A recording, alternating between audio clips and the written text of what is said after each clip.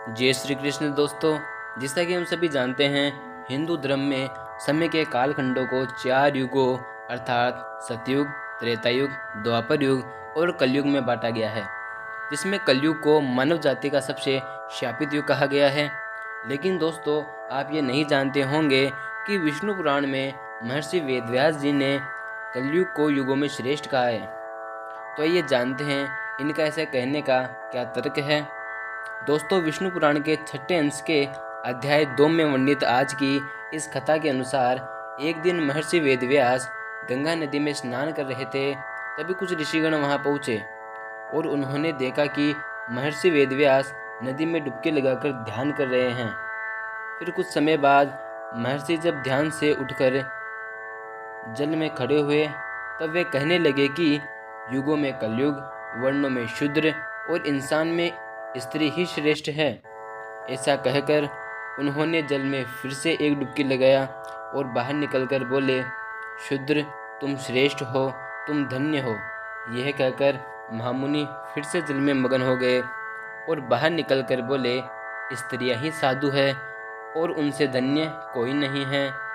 समस्त ऋषिगण सोचने लगे कि हमने अब तक यही सुना है कि युगों में कलयुग शापित युग है और जातियों में ब्राह्मण ही श्रेष्ठ है। कुछ समय बाद जब महर्षि उन ऋषियों के पास पहुँचे, तब उन ऋषियों ने इस प्रश्न का उत्तर महर्षि वेदव्यास से मांगा।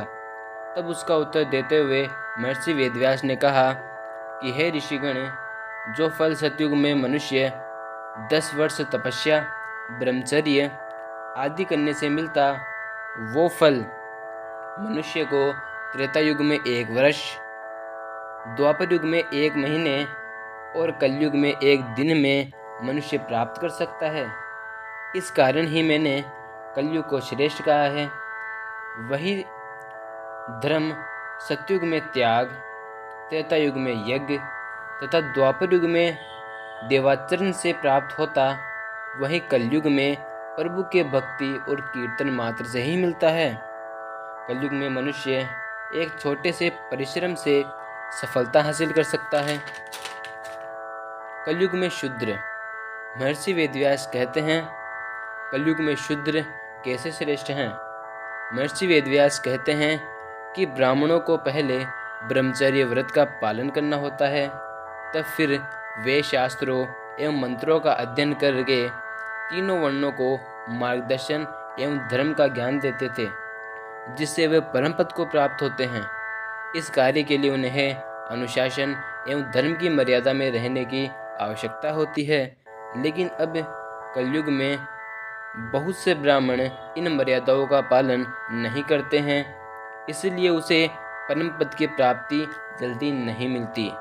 लेकिन आज इस कलयुग में ऐसे भी वर्ण हैं जिन पर यह मर्यादा लागू नहीं होती, और वे वर्ण शूद्र वर्ण हैं। शूद्र वर्ण कलयुग में द्विजों और अन्य वर्णों की सेवा करने से उन्हें परम लोक की प्राप्ति मिलती है, इसलिए जाति में शूद्र श्रेष्ठ हैं।